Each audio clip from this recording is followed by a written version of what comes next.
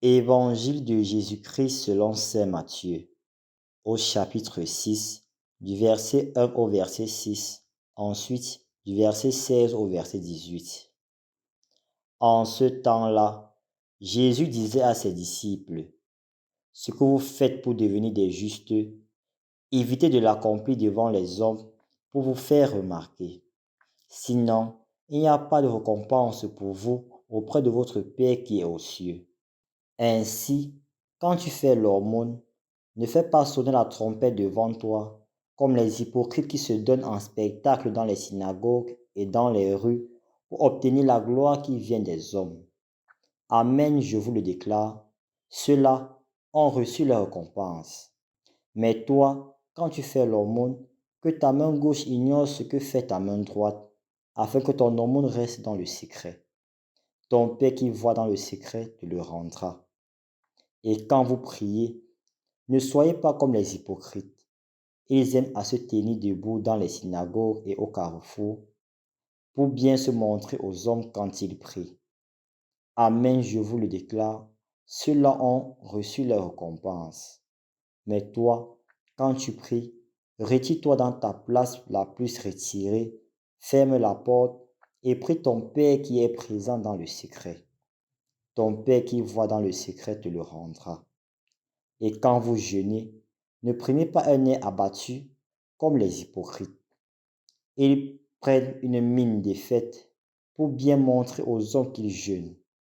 Amen, je vous le déclare, ceux-là ont reçu leur récompense. Mais toi, quand tu jeûnes, parfume-toi la tête et lave-toi le visage. Ainsi, ton jeûne ne sera pas connu des hommes, mais seulement de ton Père qui est présent au plus secret. Ton Père qui voit au plus secret te le rendra. Au nom du Père et du Fils et du Saint-Esprit. Amen. Loué soit Jésus-Christ. Nous débutons en ce jour le carême, le temps de ce que j'aime appeler le Parubabalik Lo'o, le retour à Dieu. Le temps pendant lequel nous disons « Seigneur, je reviens à toi ». Je reviens à toi comme un enfant. Je reviens à toi parce que je suis frêle. Je suis un homme qui tue peu, trop faible pour comprendre les lois et les préceptes. Mais je suis convaincu qu'avec toi, tout sera possible. C'est en effet cela, le temps de carême.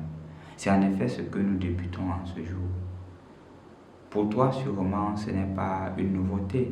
Pour toi, sûrement, c'est un carême comme celui de l'année passée. Mais dis-toi que le processus de croissance de la personne n'est pas un processus qui est statique. Le processus de croissance va d'une étape à une autre. Le carême de l'année passée ne peut pas être le carême de cette année. Et le carême de l'année surpassée ne peut pas être le carême de cette année. De la même manière que le carême de cette année ne sera pas le carême de l'année prochaine. Parce que les événements et les circonstances que tu as vécues l'année passée ne sont pas les mêmes que tu vis cette année. Si elles ne se sont pas améliorées, elles se seraient empirées. C'est donc un appel pour toi et pour moi de rendre davantage ce carême plus significatif. Tu remarques que les mêmes challenges sont proposés.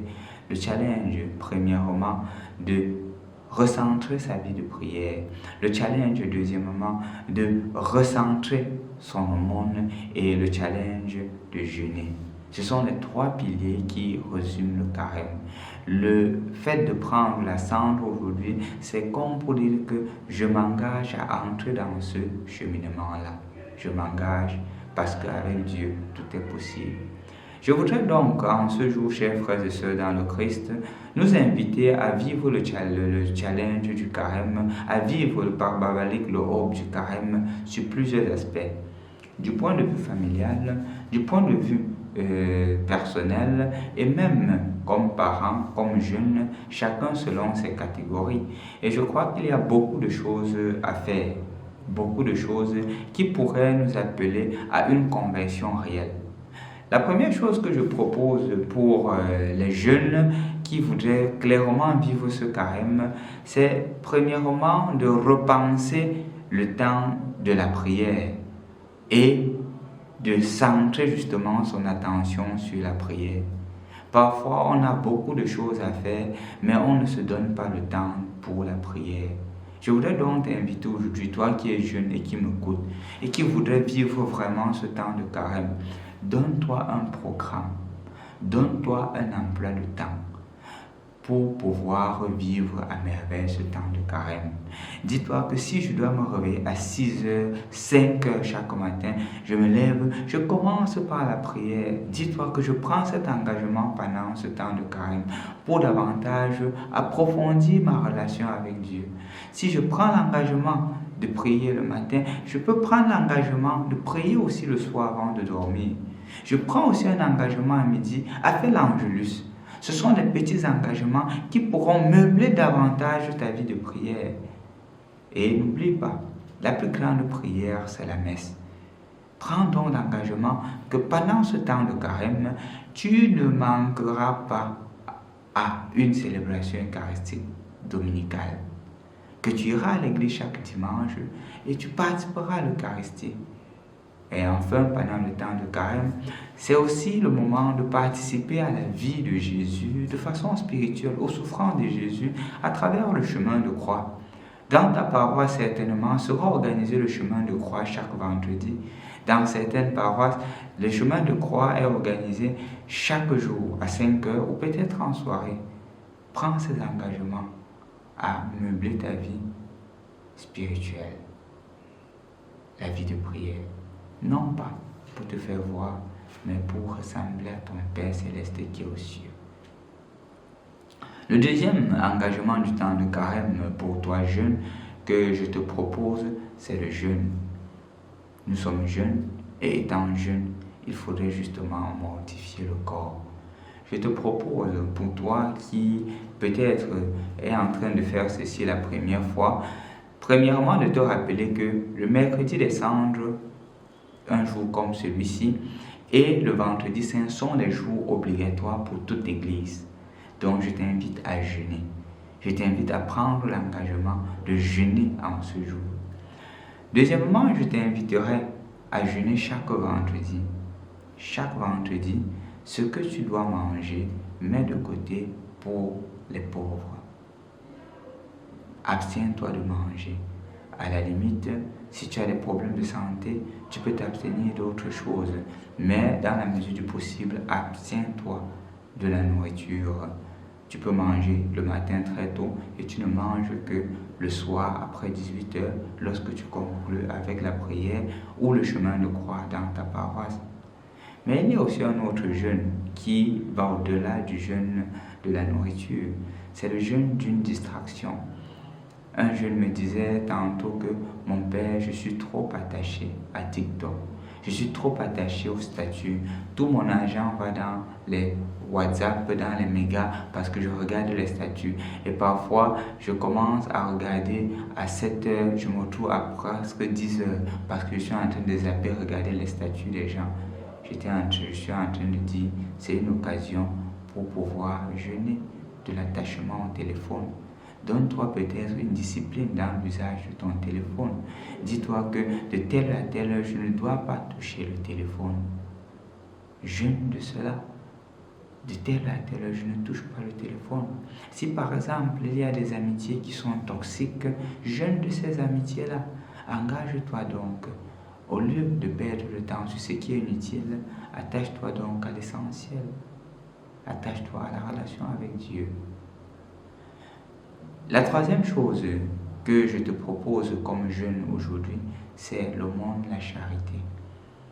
La première charité commence par l'amour de soi. La première charité commence par le fait de s'aimer, de s'accepter tel qu'on est, non pas d'être ce que les gens voudraient que nous soyons. Malheureusement, comme jeune, on désire toujours être comme les autres.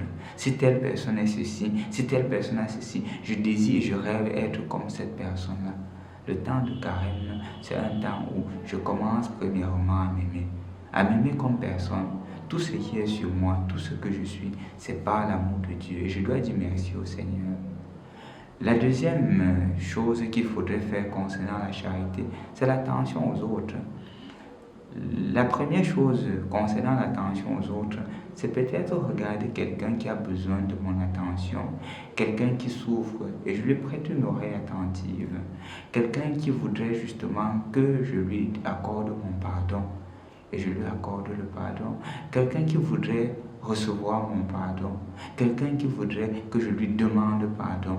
C'est ça aussi la charité, donner et recevoir le pardon des autres. Aussi, la charité, c'est de poser les gestes concrets d'amour avec ce que le Seigneur nous donne. C'est pour cela qu'il faudrait jeûner.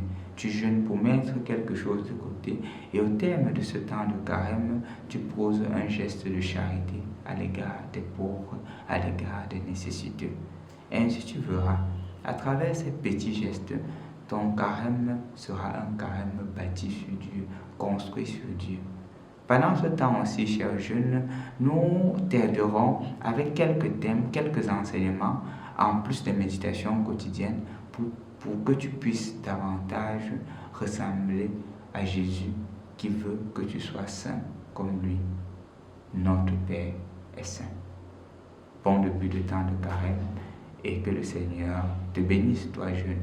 Je ferai une deuxième vidéo pour proposer aussi aux parents, aux familles, comment ils pourraient vivre ce temps de carême comme famille. Bon temps de carême. Au nom du Père et du Fils et du Saint-Esprit. Amen.